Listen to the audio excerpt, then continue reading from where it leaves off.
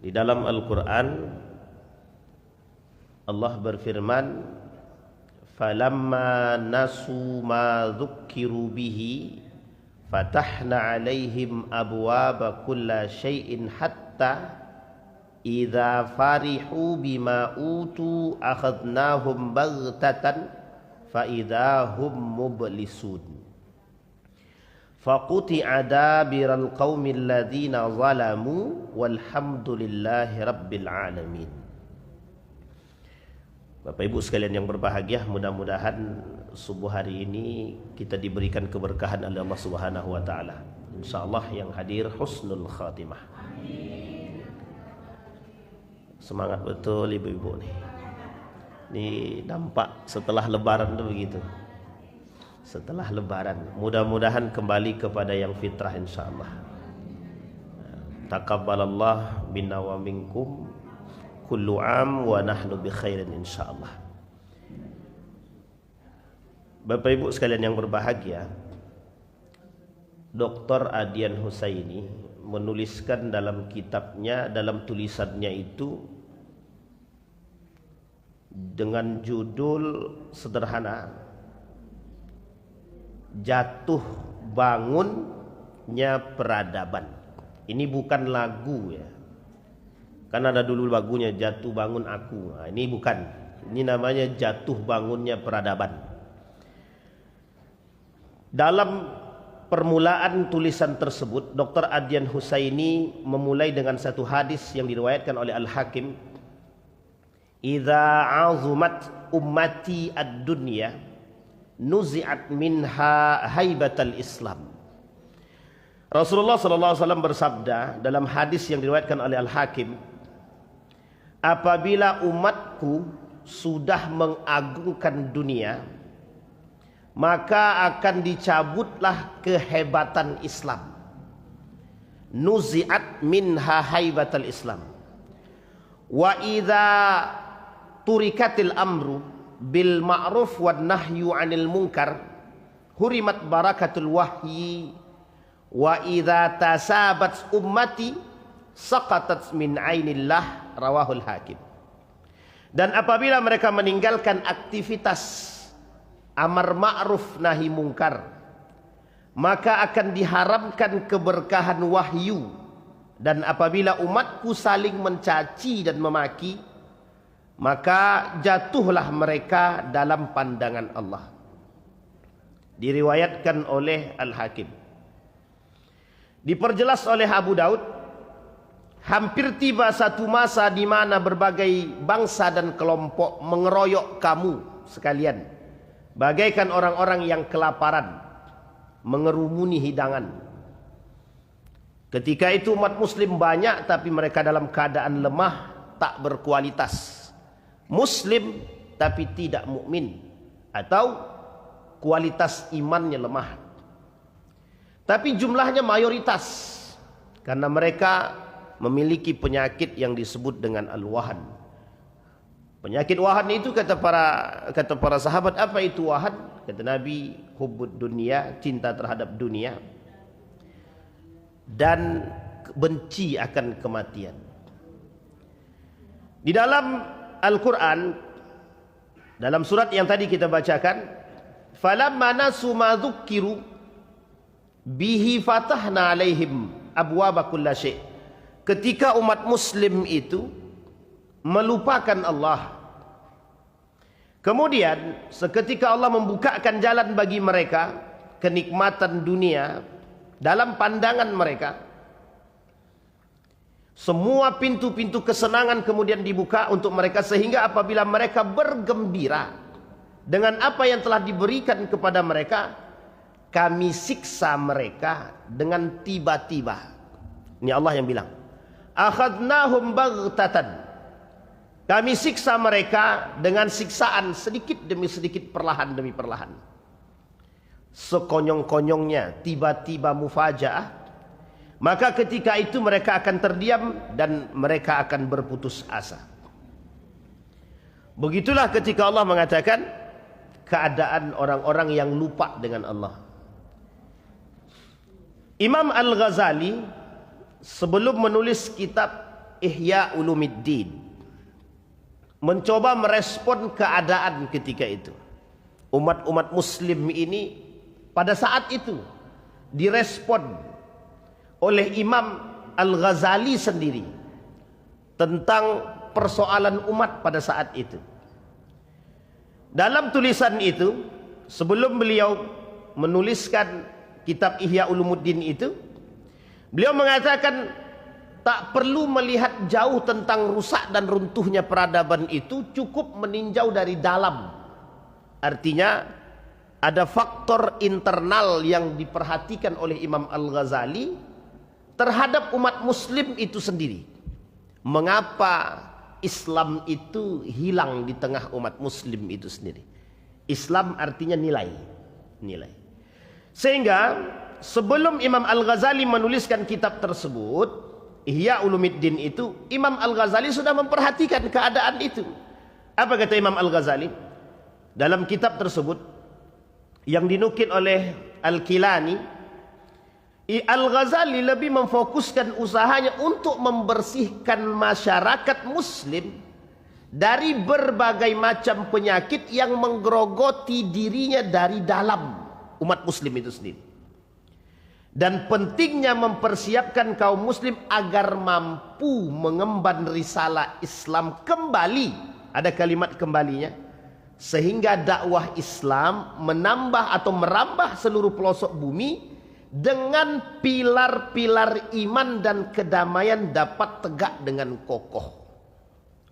Kemudian melalui kitab-kitabnya Imam Al-Ghazali juga mengambil kesimpulan bahwa yang harus dibenahi dari umat muslim itu dalam tulisan beliau, penulis kitab Ihya Ulumuddin, yang kemudian beliau rangkum dalam kitab, beliau tulis dalam kitab tersebut yang berjudul Ihya Ulumuddin, artinya menghidupkan ilmu-ilmu agama.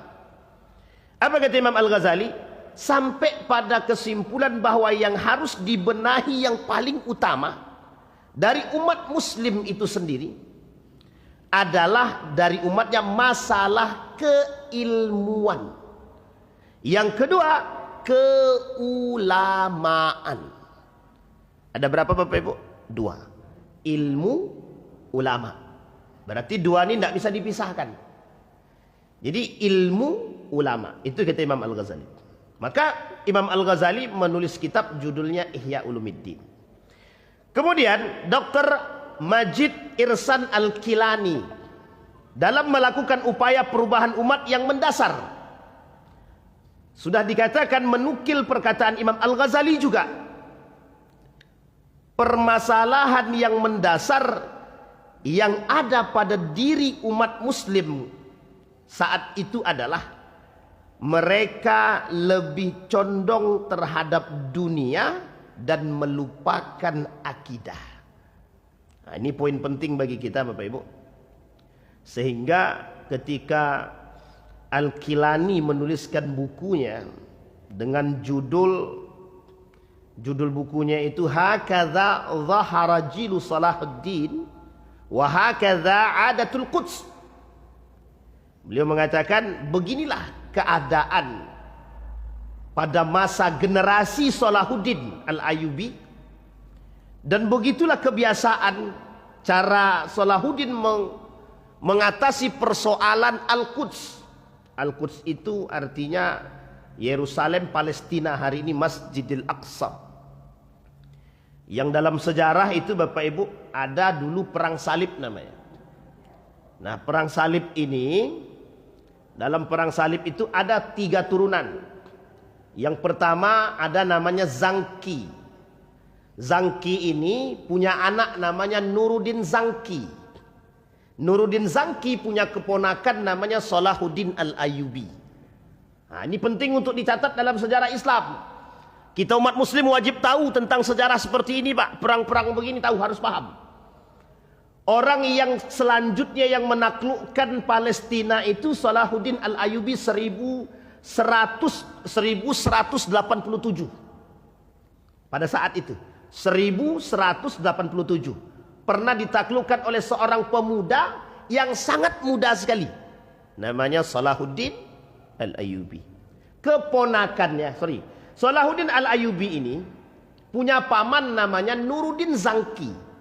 Nuruddin Zangki ini adalah yang menaklukkan tentara-tentara salib pada masanya. Lebih tepatnya pada masa Daze, yang kemudian ditaklukkan oleh Nuruddin Zangki. Ini sejarah. Nah, kalau kita bicara tentang persoalan ini, perang salib, wah ini memang agak sedikit sensitif, tapi tak masalah, ini dalam kajian keislaman kita. Dan ini peradaban. Pertanyaannya adalah, berapa lama sebelum itu umat muslim merajalela? 50 tahun. Umat muslim dalam cengkaman dan tekanan itu selama 50 tahun. Tapi pertanyaannya, dari Zangki turun kepada Nuruddin Zangki dan turun kepada keponakannya Salahuddin Al-Ayyubi dengan gagah yang mereka perbaiki. Kita lihat apa yang dilakukan oleh Salahuddin Al-Ayyubi, membangun satu kerajaan yang disebut dengan Al-Ayyubiyah, sistem. Pertanyaannya adalah, apa yang dilakukan oleh Al-Ayyub, Salahuddin Al-Ayyubi dalam kerajaan Al-Ayyubiyah tadi? Yang pertama yang dilakukan oleh Salahuddin Al-Ayyubi, begitu juga yang dilakukan oleh Nuruddin Zangki dalam perang salib itu, menyatukan hati umat muslim. Ini poin penting kita, Pak. Menyatukan hati umat muslim. Pertanyaannya adalah, satu dari sisi apa dulu? Satu dari sisi akidah.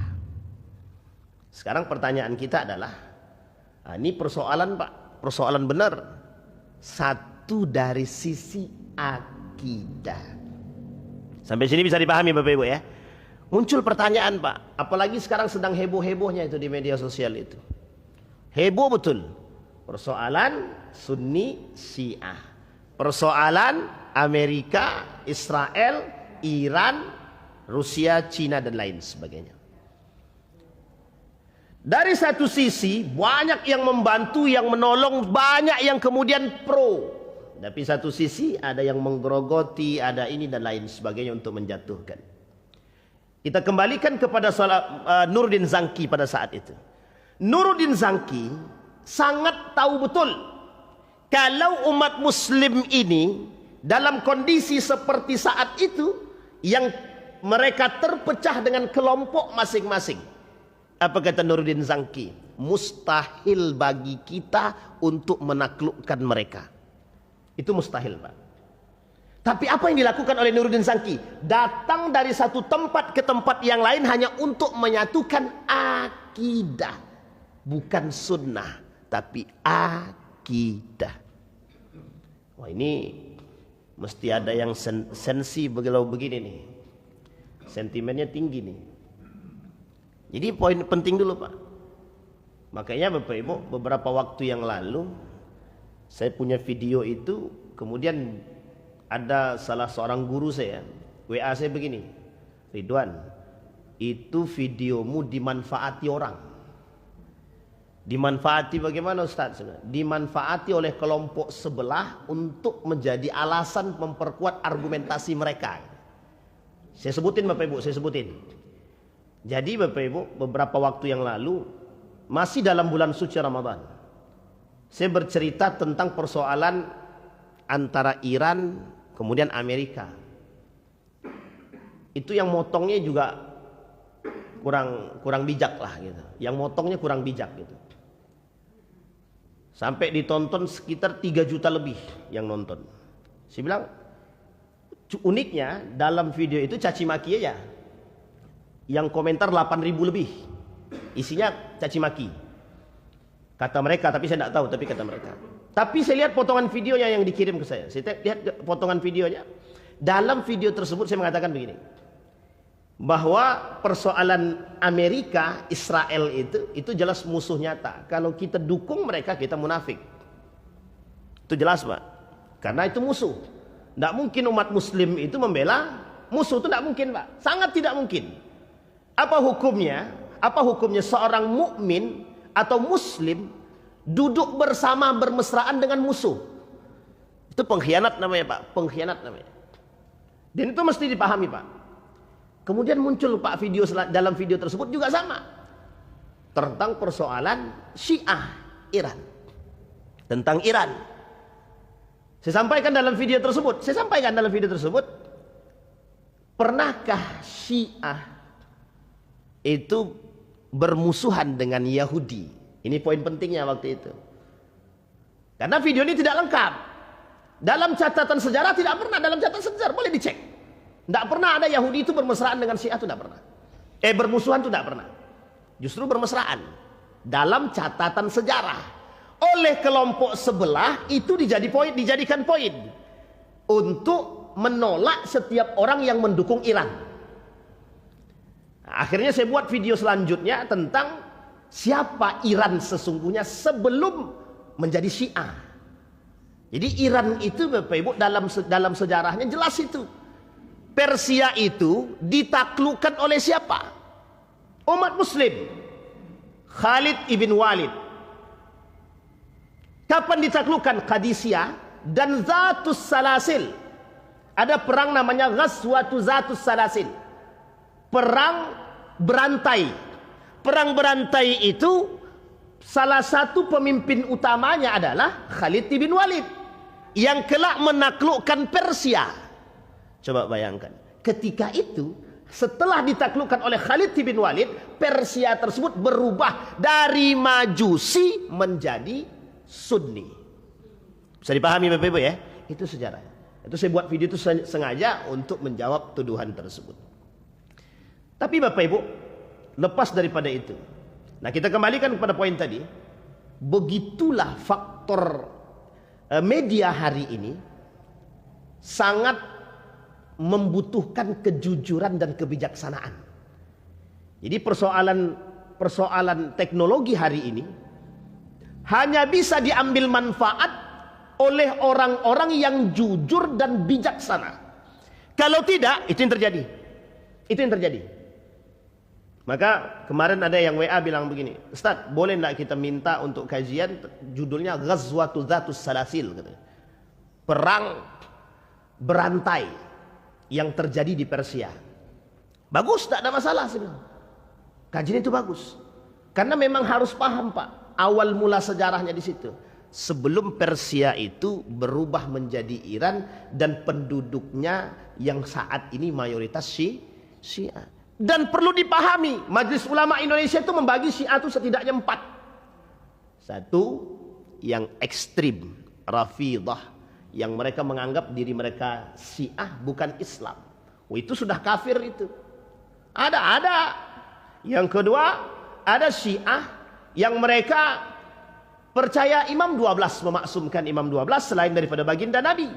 Yang ketiga, ada namanya Syiah yang mencaci maki para sahabat. Dan yang keempat, ada yang disebut dengan Syiah Zaidiyah, yang mereka persis seperti kita. Nah, sebagian kalangan di beberapa negara, mereka tidak mengatakan Syiah, tapi nama mereka Ahlul Bait. Maka di Indonesia ada namanya Ahlul Bait Indonesia, ABI namanya. Ketua ABI-nya siapa? Waktu itu yang saya kenal namanya Jalaluddin Rahmat.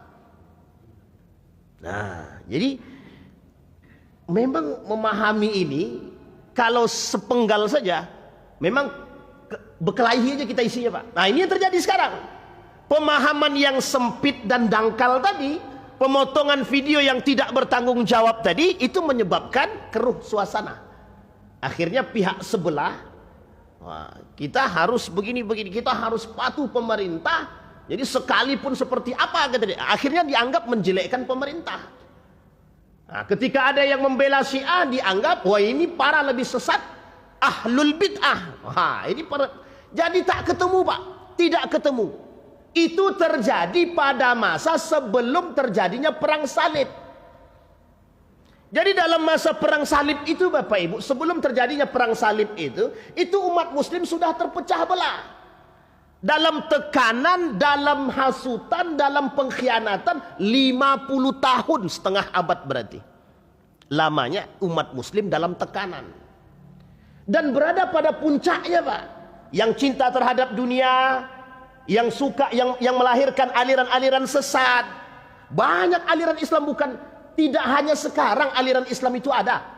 pada masa dinasti Abbasiyah itu sudah muncul aliran-aliran sesat itu. Jadi kalau sekarang aliran sesat muncul memang lebih banyak sekarang daripada dulu. Ada ahlul bid'ah, ahlul hawa dan lain sebagainya. Memang pada saat itu juga sudah muncul. Bahkan pada saat itu yang masuk Islam itu cuma pura-pura pun banyak. Lebih jelas Pak, kaum-kaum nifak dan munafik itu pada masa Nabi aja sudah ada. Nabi masih hidup, nabi palsunya 7. Itu nabi masih hidup. Nabi wafat, nabi palsunya jadi tinggal 3. Diperangi sama Abu Bakar. Itu nabi masih hidup. Artinya pada saat itu cuma bagaimana cara nabi, tempat bertanyanya masih jelas. Masih kuat Pak. Bagaimana terjadi pada masa Nuruddin Zangki? Jauh antara nabi sampai ke Nuruddin Zangki, jauh Pak. Apalagi pada masa kita sekarang. Sangat jauh sekali masafahnya, perbedaannya. Nah disinilah Bapak Ibu yang dilakukan oleh Nuruddin Zangki ketika itu, gerilya dari satu tempat ke tempat yang lain untuk menyatukan yang pertama sekali akidah. Sampai di sini bisa dipahami Bapak Ibu ya. Ini poin pentingnya dulu Pak. Sehingga diambil poin pentingnya oleh Syekh Al-Kilani tadi, bahwa salah satu persoalan mendasar yang hilang daripada umat muslim itu adalah rusaknya akidah, atau akidah yang benar yang hilang dari kita. Nah sekarang kita lihat kondisi kita. Apa yang menyebabkan umat ini tidak bisa bersatu? Munculnya gengsi yang paling penting, asabiyah, fanatisme terhadap kelompok yang menjadi sebab. Dan benar Pak kata para ulama, salah satu sebab runtuhnya haibatul Islam ini, salah satu sebab runtuhnya kekuatan Islam itu karena fanatisme. Pertanyaannya adalah muncul, boleh tidak kita fanatik terhadap agama? Boleh. Apa hukumnya? Wajib. Tapi fanatik dengan ilmu. Fanatik dengan, bukan fanatik ilmu, fanatik buta. Kalau fanatik tanpa ilmu, kalau fanatik buta, yang salah pasti akan dibenarkan sejauh pemimpinnya membenarkan. Bisa dipahami Bapak Ibu. Makanya sekarang ini unik Pak, unik betul. Tahun-tahun sebelumnya perbedaan antara satu kelompok dengan yang lain itu biasa aja Pak, adem ayem aja. Sekarang muncul Pak, perbedaan itu kok kemudian dijadikan sakralisasi, seolah-olah itu pemicu pemecah belah. Heboh Pak, heboh. Sampai harus direspon. Bahkan sampai ada seorang tokoh yang kemudian justru mereka bukan mencairkan suasana, justru membuat masalah. Coba bayangkan. Biasanya adem aja Pak, adem. Oh, Muhammadiyah besok. Sebelumnya biasa aja Pak. Oh, terjadi perbedaan ya, yang mau ikut sana silakan. Tapi tahun ini unik. Kembali kepada awal-awal terjadinya perbedaan antara pemerintah dengan Muhammadiyah. Lah kok bisa? Ada apa? Yang selama ini bisa disanding bergandeng tangan kok muncul? Bahkan muncul satu pernyataan yang sangat membuat kita sakit hati betul. Apa mereka katakan? Jangan ikuti ormas, tapi ikutilah pemerintah. Secara bahasa dan secara pemahaman keagamaan tidak salah Pak. Cuma kalau kalimatnya bikin provokasi, itu yang menjadi masalah. Ini yang disebut dengan pemecah belah tadi. Meskipun hanya dengan media, meskipun hanya dengan selembaran Pak, kita mencoba menyatukan. Nah, disinilah poin pentingnya Pak. Ini bukan persoalan akidah loh, hanya persoalan furu'iyah. Kita sudah tikainya sampai sebegitunya Pak. Bahkan tokoh sendiri mengharamkan jika ada kelompok yang mengumumkan duluan haram. Kan coba bayangkan, itu provokasi Pak. Yang begitu itu provokasi. Bahkan sekarang muncul itu, ada video seorang, kita anggap kiai lah. Apa dia kata? Bahwa ini videonya beberapa waktu dikirim, beberapa hari yang lalu dikirim ke saya. Dia bilang begini, kalau ada kelompok di Indonesia ini sesat, sudah berbentuk ormas, katanya. Kelompok tersebut anti mazhab, itu kelompok sesat kata dia. Terang-terangan Pak, cuma dia tak sebutkan nama kelompok tersebut. Tapi kita tahu Pak kemana arahnya itu Pak, tahu betul gitu itu. Coba bayangkan, artinya bukan mendamaikan, meredamkan, tapi justru mohon maaf menjadi penyuluh api untuk memecahkan umat ini. Itulah poin penting. Maka yang dilakukan oleh Nuruddin Zangki pada saat itu seperti sekarang ini Pak. Uniknya, untungnya ketika itu Nuruddin Zangki punya kebijaksanaan. Dilakukanlah oleh Nuruddin Zangki ini, datang satu tempat ke tempat yang lain, satu kelompok yang lain, mengatakan kita satu Tuhan, kita satu Nabi. Untuk meyakinkan, kenapa? Karena musuh mereka nyata di depan mata. Siapa musuh mereka? Tentara salib. Jadi apakah kita harus begitu dulu? Ini poin penting Pak. Jadi tentara salib itu sudah nampak di depan mata. Nuruddin sudah paham. Kata Nuruddin Zangki, kalau seperti ini hatinya umat muslim, tidak akan pernah bisa memenangkan pertempuran. Maka oleh Nuruddin Zangki dilakukan upaya Pak, dari tahun ke tahun, untuk melakukan pendekatan terhadap satu kelompok dengan kelompok yang lain. Yang pertama yang dilakukan oleh Nuruddin Zangki adalah menyamakan persepsi akidah. Yang kedua, apa yang dilakukan oleh Nuruddin Zangki yang kedua? Untuk membangun asas akidah ini, biar tidak terjadi perbedaan, dibangun yang kedua, keilmuan. Maksudnya apa? Dibangunlah umat muslim yang beriman dengan ilmu. Jadi poinnya penting Pak. Memang kalau Bapak Ibu lihat dalam kitabnya Ihya Ulumuddin itu memang begitu Pak.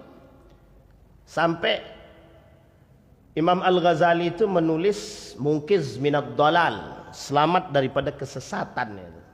Salah satunya berawal dari persoalan itu Pak. Jadi tak salah ketika Imam Al-Ghazali menyimpulkan persoalan umat itu adalah ilmu. Benar Pak. Sekarang kita lihat persoalan umat itu benar gak ilmu? Benar Pak, ilmu. Kalau kita mau katakan berapa banyak orang-orang berilmu hari ini? Banyak Pak. Tapi berapa banyak yang berilmu itu yang beriman? Justru yang berilmu itu yang menyelewengkan agama itu Pak.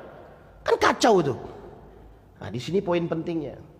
Maka yang dilakukan oleh Nuruddin Zangki ketika itu memperbaiki akidah, menyatukan persepsi, menyatukan akidah dan ketauhidan. Setelah itu bagaimana caranya membangun itu? Dibangunlah melalui keilmuan. Inilah yang dilakukan oleh Nuruddin Zangki. Untungnya Nuruddin Zangki bijaksana. Artinya apa di situ? Kalau kita rujuk kepada pemahaman Al-Kilani tadi, bahwa yang paling penting yang punya peran di situ siapa? Pemimpin. Maka disebutkan oleh seorang ilmuwan muslim namanya Ibnu Khaldun, menulis kitab judulnya Muqaddimah, tebal sekali. Apa kata Ibnu Khaldun itu? Salah satu penyebab rusaknya satu negeri itu disebabkan karena pemimpin dia, mohon maaf, ini disebutkan Pak, jahil. Pertanyaannya jahil apa? Jahil ilmu kah? Bukan, agama. Jahiliyatun fiddin. Ini Pak yang disebutkan oleh para ulama. Mengapa salah satu landasan ilmu dan iman itu penting ada dalam diri seorang pemimpin? Karena akan melahirkan generasi yang baik. Apalagi kalau kita punya pemimpin. Kalau kita punya pemimpin yang ternyata tidak mau menerima nasihat, itu kan masalah. Tapi kalau mau menerima nasihat itu bagus. Nah alhamdulillahnya, berita bahagianya Bapak Ibu, beberapa waktu yang lalu pemimpin kita mengumpulkan semua para ulama se-Indonesia untuk meminta pendapat. Nah itu bagus. Bagus Pak. Yang seperti ini penting. Penting sangat. Karena itu juga yang dilakukan oleh Nuruddin Zangki. Bagaimana para ulama ini mau duduk bersama untuk merumuskan apa yang harus dilakukan. Karena ketika itu Bapak Ibu, kalau Nuruddin Zangki bergerak sendiri, dia yakin karena itu tidak akan menang. Sama halnya yang dilakukan oleh Salahuddin Al-Ayyubi ketika dia membentuk kerajaan yang disebut dengan Al-Ayyubiyah. Bisa dipahami Bapak Ibu ya? Ini poin penting bagi kita. Nah sekarang pertanyaannya adalah, bisa enggak sistem atau model seperti ini diterapkan untuk umat muslim hari ini? Bisa. Sangat bisa sekali. Dengan catatan kita punya pemimpin yang mau mendengar nasihat daripada para alim ulama untuk memberikan masukan, terutama dalam dunia pendidikan. Pendidikan apa dulu? Agama. Pertanyaannya adalah, apakah pada masa Nuruddin Zangki tidak ada Nasrani? Ada. Apakah tidak ada Yahudi? Ada. Tapi bagaimana cara menyatukannya? Ini yang poin penting bagi kita. Nah, jadi kafir itu Bapak Ibu dari dulu sudah ada. Dari zaman Nabi sampai sekarang ada. Kafir zimmi, kafir yang berada dalam kawasan umat muslim dari dulu sampai sekarang sudah ada. Dan kafir harbi, kafir yang memerangi umat muslim dari dulu sampai sekarang juga ada. Artinya kondisinya kan sama. Hanya saja model pengelabuannya hari ini oleh Imam Al-Ghazali dikatakan dalam asas pemikiran itu lebih berbahaya daripada senjata itu. Kayak berat Pak. Jadi seolah-olah kita ini berada dalam fase memang yang kita lawan itu tak nampak gitu. Kalau dia musuh nyata seperti ini, tembak mati, tusuk, selesai Pak. Cuma yang kita lawan itu keluarga sendiri sekarang ini. Jadi bayang-bayang itu ada dalam rumah gitu. Jadi kita melawan itu makhluk goib, tapi makhluk goibnya dalam rumah kita gitu. Itu yang susah. Begitu itu. Ini poin penting bahasanya begitu. Sehingga tak salah ketika Dr. Adyan Husaini menuliskan runtuhnya peradaban, jatuh bangun peradaban. Kenapa demikian? Karena itu pasti akan berganti Pak.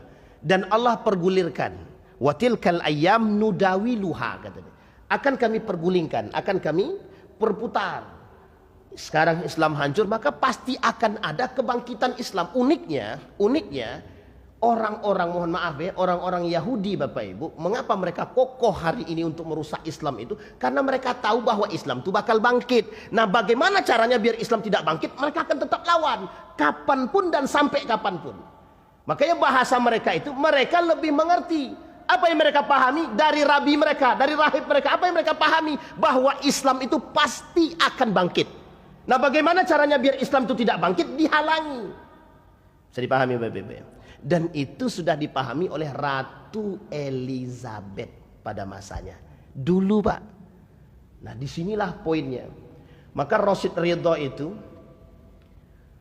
pernah menulis buku judulnya Limadza ta'akhkharal muslimun wa limadza taqaddamu ghairuhum. Apa kata dia?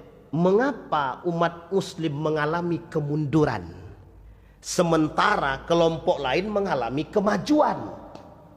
Ini pertanyaan oleh Rashid Ridha. Pertanyaan ini Bapak Ibu kita jawab hari ini. Kita lihat apa kelebihan orang hari ini dengan media sosial. Jual diri. Jual diri. Negara tetangga sedang sibuk bagaimana mengembangkan intelektualnya. Kita sedang sibuk, negara kita ini sedang sibuk, mohon maaf, judi online, game online, jual diri. Yang penting goyang, FYP. Tahu Bapak Ibu FYP itu apa? FYP itu itulah pokoknya. Saya pun tak paham FYP itu apa. Yang jelas dapat duit, itu aja lah. Viral dapat duit Pak. Yang dicari itu. Sehingga mohon maaf Pak, dengan ilmu tadi, karena dia tak memiliki ilmu, akhirnya mohon maaf jual diri Pak. Jual diri, dia tak pakai baju, dia di depan kamera, penontonnya banyak. Sama-sama tidak punya ilmu. Yang nonton tidak punya ilmu, yang jual diri tidak punya ilmu. Nah yang begini nanti dianggap kita sok pintar itu Pak. Padahal keadaannya begitu. Orang lain sudah kembali kepada adab, kita sekarang mencari kelemahan adab. Berarti poin penting kita sudah paham Pak, ilmu. Nah, dasarnya di situ. Maka kalau saya boleh mengatakan Bapak Ibu, betapa pentingnya nuzul Quran itu bukan di bulan Ramadan, tapi setiap waktu memperingati nuzul Quran. Karena kalimat pertamanya adalah menghapus kejahiliahan pada masa itu, namanya jahiliyatun fid din. Kalimatnya sederhana. Iqra bismi rabbikal ladzi khalaq. Cuma itu, Pak. Itu dibahas oleh para ulama apa? Apa maksudnya iqra bismi rabbikal ladzi khalaq? Satu saja maknanya. Pintar dengan ilmu, pintar dengan iman, mohon maaf, pintar dengan iman. Bukan pintar tanpa iman. Lah kalau orang membaca, kita membaca. Orang kafir membaca, Pak. Orang Yahudi membaca, orang Jepang membaca, Pak. Bedanya mereka dengan kita apa? Harusnya kita membaca dengan iman. Mereka juga membaca, tapi mereka tidak punya iman. Mereka orang kafir, Pak. Lah kita membaca dengan iman, harusnya kita membaca dengan iman. Nah, ini poin pentingnya, Pak. Ini tanda tanyanya, tanda seru bagi kita semua. Disinilah Bapak Ibu sekalian yang berbahagia. Kata Imam Al-Ghazali, permasalahan yang paling mendasar itu keilmuan. Yang kedua, keulamaan. Nah, ini masalah, Pak. Kalau sudah berbicara tentang keulamaan, ini garis bawah, Pak. Digaris bawahi. Sehingga ada pembahasan khusus dalam kitab Ihya Ulumuddin, itu pernah kita sebutkan di sini, bahwa pembahasan khusus dalam kitab Ihya Ulumuddin itu namanya ulama su, orang pintar tapi buruk perangainya. Nah, sekarang kalau kita mau lihat itu dan mau lirik makna itu, kita lihat aja lirik kepada hadis Nabi. Karena yang ngomong Nabi bukan kita. Kata Nabi, lahir orang-orang yang mohon maaf memperjualbelikan agama. Kata Allah dalam Al-Quran, akan datang orang-orang yang cerdas tapi memperjualbelikan agama, mengambil manfaat daripada agama. Imam Nawawi mengatakan ada orang yang hafal Quran tapi mohon maaf mereka perjualbelikan Al-Quran untuk mendapat keuntungan. Bahkan ada para duat, kata Nabi dalam hadisnya, yang mengantarkan kepada neraka jahanam, kata Nabi. Bahkan Umar bin Khattab mengatakan, aimatul mudillin, pemimpin yang zalim, pemimpin yang sesat, menyesatkan, orang munafik yang alim, gitu deh. Lahir, Pak. Itu banyak sekali pembahasan ulama su tersebut. Maka kata Imam Al-Ghazali, yang dua ini, Pak. Maka ada satu catatan. Seorang ulama menuliskan dalam tulisannya begini. Ulama dan sebab keruntuhan peradaban. Itu sebenarnya kritik, Pak. Kritik. Maksudnya apa? Itu bahasa sentimen, Pak. Sangat sensitif. Maksudnya apa? Ulama dan sebab keruntuhan peradaban. Kalau kita bahasa seketika, kalau kita maknai satu alinea tersebut, satu kalimat tersebut, itu bahasanya sensitif, negatif. Artinya apa negatif? Ulama penyebab runtuhnya peradaban. Kan begitu? Kalau kita bahasakan begitu. Tapi yang dimaksud oleh beliau dalam tulisan tersebut adalah, kata beliau, salah satu penyebab runtuh dan bangkitnya peradaban tersebut terletak pada tangannya para ulama. Bayangkan, ulama yang bersabar, ulama yang kuat, ulama yang tegas terhadap umara, itu penting. Bapak Ibu, kalau ada umara hari ini berlepas diri daripada ulama, maka itu akan salah satu sebab kehancuran. Tapi kalau ada ulama bergandeng mesra terlalu dekat dengan umara, juga menjadi masalah. Jadi serba masalah, Pak.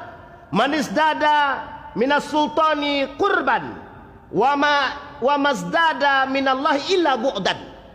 Barang siapa yang dekat kepada pemimpin, dekat sangat, tidak akan menambah kecuali mereka akan lebih jauh kepada Allah, katanya. Bayangkan, Pak. Itu bahasanya begitu. Manis dada minas sultan qurban. Barang siapa yang mulai mendekat kepada pemimpin, wa masdada minallahi ila bu'dan, mereka tidak menambah kedekatan kepada Allah, justru semakin jauh daripada Allah. Apa sebab? Sebabnya sederhana, Pak. Pemimpin ulama yang dekat dengan pemimpin, mereka harus punya satu, Pak, integritas, keimanan yang kuat, biar tidak tergoyahkan oleh urusan dunia. Imam Al-Ghazali ketika melihat pemimpin-pemimpin sudah mulai dekat dengan keduniaan, menjauh, Pak. Menjauh. Banyak para ulama itu yang ketika itu yang mendekat, yang diajak oleh para pemimpin untuk mendekat, memberikan referensi terbaik kepada pemimpin agar bisa menciptakan perdamaian, kerukunan, akidah yang baik, iman yang baik, bersatu. Tapi ketika pemimpinnya sudah mulai menggeser keluar daripada jalur, para ulama-ulama yang masuk tadi, mereka menyingkir, Pak, menjauh, Pak. Nah, ini poin penting. Nah, kita berharapnya para ulama-ulama kita begitu. Ketika pemimpin ini sudah mulai keluar jalur, ya mereka mengambil sikap. Dan apa sikap yang terbaik? Kalau tidak mau mendengarkan, maka kita harus mundur. Jangan kita ikut terjerumus dalam itu. Kalau kita yang terjerumus, sebab kehancurannya di situ. Makanya ada istilah dalam Al-Quran itu, seorang alim diibaratkan seperti seekor anjing yang menggonggong. Bayangkan Pak, begitu bahasa Al-Quran mengatakan diibaratkan seperti anjing menggonggong. Ketika dikasih mereka dia tetap akan menjulurkan, tidak dikasih pun dia tetap akan menjulurkan lidahnya Pak. Dan ini permisalan bagi orang-orang yang memperjualbelikan agama demi urusan dunia. Dan itu berbahaya Pak. Makanya Allah sebutkan dalam ayat yang tadi kita bacakan, akhadnahum baghtatan. Salah satu sebab kehancuran umat itu, kata Allah, ketika kami mengajak mereka untuk dekat dengan kami, mereka mulai menjauh. Nah ketika mereka menjauh, kata Allah, kami buka pintu dunia itu, ambillah semuanya, kata Allah. Tapi dengan dunia yang diberikan, bukan semakin mereka dekat, tapi mereka semakin lalai, semakin jauh, kata Allah. Nah ketika mereka semakin jauh dari Allah, disitulah kemudian Allah turunkan azabnya. Wa idza aradna an nuhlikal qauma akhadnahum mutrafiha. Jadi ketika kami, kata Allah, ingin menghancurkan satu kaum, kami berikan kepada mereka pemimpin-pemimpin yang mutrafiha, pemimpin yang zalim, berpaling daripada Allah dan lain sebagainya. Ketika kami ingin menghancurkan satu negeri, kata Allah, kami berikan mereka pemimpin-pemimpin yang zalim, yang jauh daripada Allah. Bapak Ibu, kalau kita membahasakan secara letterlek begitu, seolah-olah kita berada dalam ancaman Allah yang sangat berbahaya bagi kita. Kalau kita tidak cepat-cepat sadar. Sampai di sini bisa dipahami Bapak Ibu ya. Semakin baik apa semakin tak baik? Semakin takut atau semakin berani? Harus semakin berani gitu, Pak. Jadi di sini Bapak Ibu, perjuangan kita di sini, ladang jihad kita di sini. Ladang jihad kita adalah terutama dalam aspek yang pertama tadi, memperbaiki akidah, yang kedua membangun keilmuan yang baik. Sekarang kita lihat, Pak. Saya pernah sampaikan di sini, apa maksudnya keilmuan yang baik di situ? Ilmu yang berlandaskan pada iman. Siapapun dia Bapak Ibu, mau apapun keahliannya, maka hukumnya menuntut ilmu agama wajib. Hukum Pak, menuntut ilmu agama itu wajib bagi siapapun. Hukumnya wajibnya wajib apa? Wajib ain. Tidak ada istilah toleransi, tidak ada Pak. Wajib ain. Bagi setiap orang umat muslim menuntut ilmu agama wajib. Makanya kata Sayyid Naqib Al-Attas itu, ilmu itu cuma dua katanya. Satu ilmu agama, yang kedua ilmu dunia. Nah ilmu dunia ini boleh siapapun tuntut, tapi ilmu agama wajib setiap orang. Faridotun ala kulli muslimin, itu yang dimaksud itu ilmu agama. Makanya kita dianjurkan itu untuk cerdas Pak. Kenapa? Karena kalimat yang pertama Allah turunkan Al-Quran itu kalimatnya Iqra. Iqra itu bukan arti bacalah Pak, tapi cerdaslah, berilmulah dengan iman. Makanya kalimat itu tidak sederhana sesederhana kita, oh bacalah, tidak. Kalau kalimat sesederhana itu buat apa Allah turunkan? Karena pada saat itu kondisinya sangat jahiliyah. Saking jahiliyahnya mereka nggak mengerti tentang agama, nggak bisa membedakan. Uniknya ketika itu orang-orang tidak masuk Islam bukan karena mereka tidak punya ilmu, tapi justru karena, mohon maaf, gengsi. Lah kalau sekarang justru umat muslim yang keluar daripada Islam itu sendiri, lebih jahiliyah mana kalau begitu? Nah, itu yang disebut dengan jahiliyah sekarang daripada dulu. Lebih jahiliyah sekarang karena pelakunya umat muslim. Karena waktu itu bukan muslim, tapi sekarang pelakunya umat muslim. Nah disinilah Bapak Ibu bayang-bayang keilmuan itu penting.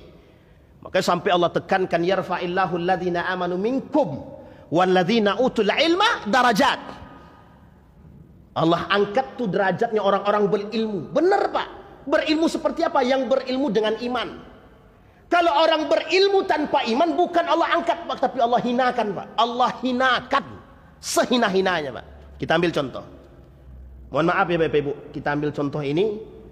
Bagaimana cara orang mengkritik hari ini melihat Nurcholish Madjid itu, yang membangun. Cerdas Pak, keilmuannya cerdas Pak. Boleh ditanya sama Dr. Iskandar Arnel itu, bagaimana kecerdasannya Nurcholish Madjid itu sampai menjadi bapak sekuler pandangan dunia, umat orang-orang Indonesia. pembangun sekulerisme dalam Islam. Itu Nur Khalis Majid diagungkan pada saatnya, Pak. Tapi bayangkan, ketika kerusakan ini mulai terjadi, siapa yang menjadi poin utama yang disalahkan? Nur Khalis Majid yang membangun pondasi pertama di Indonesia ini. Coba bayangkan. Begitulah dasar yang terbangun tadi. Nah, ini poin pentingnya di situ, Bapak Ibu.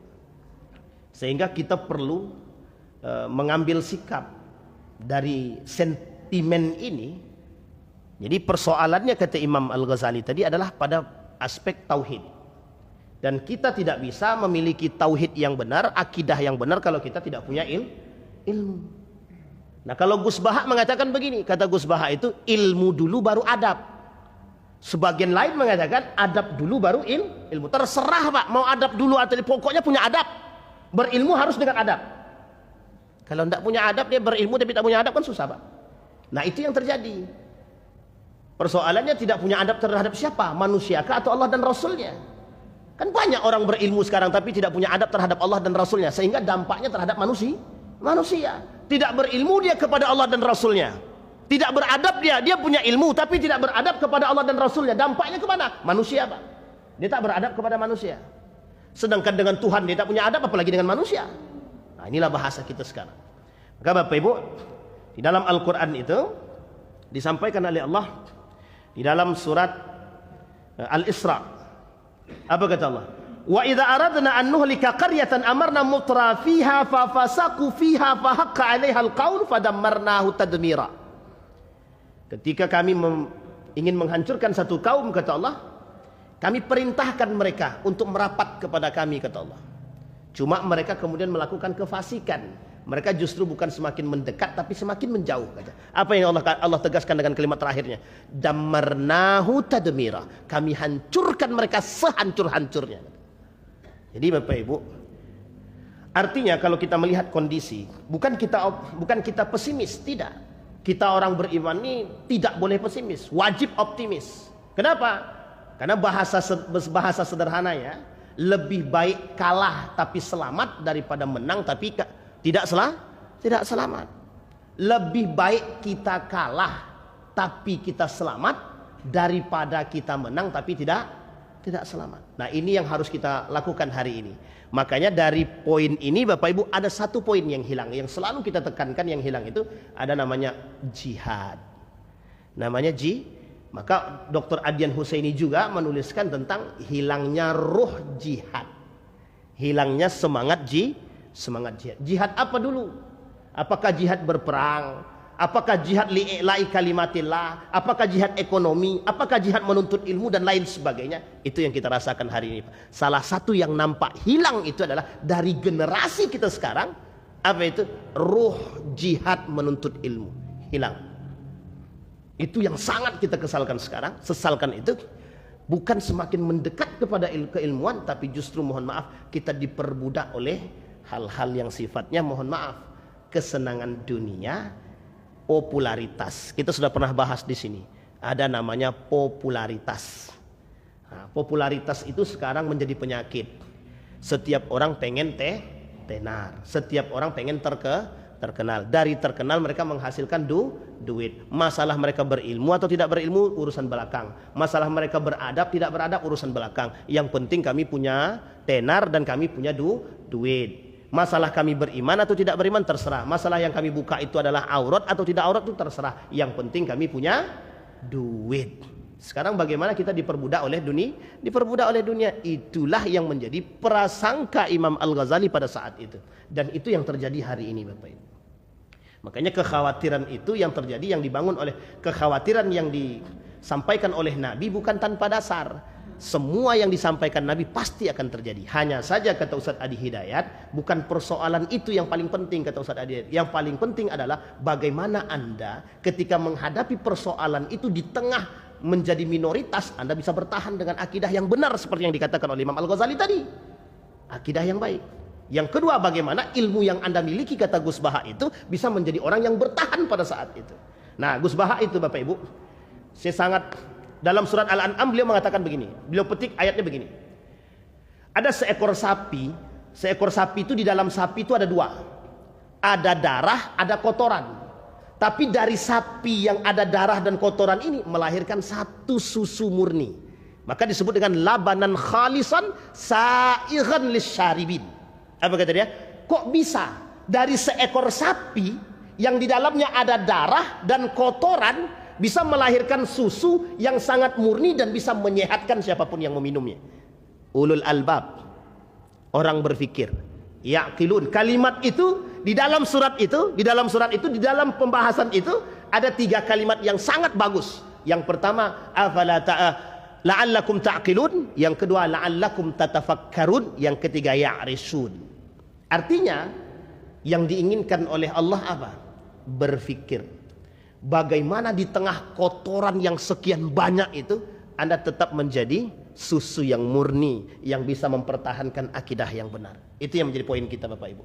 Maka kenapa ini terus kita sampaikan?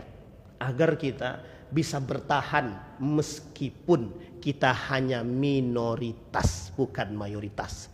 Karena kelak di akhir zaman itu, yang betul-betul beriman itu hanya minoritas. Dan berharap dan berdoalah kepada Allah, yang minoritas itu adalah kita, Pak, bukan orang lain. Mudah-mudahan ada manfaat bagi kita semua. Kita berdoa kepada Allah. A'udzu billahi minasyaitonir rajim. Bismillahirrahmanirrahim. Hamdas syakirin, hamdan naimin. Hamdan yuwafi ni'amahu wa yukafi'u mazidah. Ya Rabbana lakal hamdu kama yanbaghi li jalali wajhikal karim wa 'azimi sultanik. Allahumma faqihna fid din wa 'allimna at-ta'wil. Allahumma ighfir lana dhunubana wa dhunuba walidina warhamhuma kama rabbayana shighara. Allahumma arinal haqqa haqqa warzuqna ittiba'ah wa arinal batila batila warzuqna ijtinabah. Allahumma ansur man nasara ad-din wa khudhul man khadhal muslimin. Allahumma ansur ikhwanana al-mujahidin fi Palestin wa fi Gaza wa fi kulli makan. Allahumma dammir al-yahud. Allahumma ahlikil kafarata wal mubtadi'at wal musyrikin a'da'aka a'da'ad-din. Allahumma ij'alna min ahli al-Qur'an waj'al ahillatana min ahli al-Qur'an alladhina nahnu khasatuka wa ahluk ya arhamar rahimin. Rabbana atina fid dunya hasanah wa fil akhirati hasanah wa qina adzaban nar. Walhamdulillahi rabbil alamin. Assalamualaikum warahmatullahi wabarakatuh.